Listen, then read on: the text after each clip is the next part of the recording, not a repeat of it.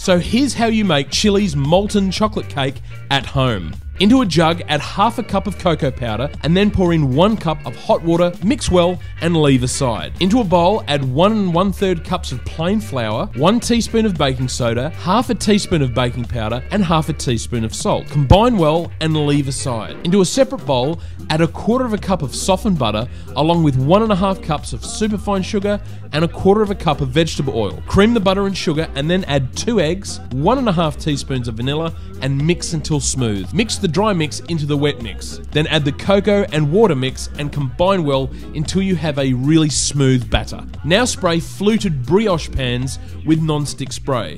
You can use any size you want, but if you're after the authentic look, go for a 5-inch pan. Fill each pan about 3/4 full and place into a preheated oven at 180 degrees Celsius or 350 Fahrenheit for 20 to 25 minutes. Leave to cool and remove the cakes from the pans. Now for the fudge.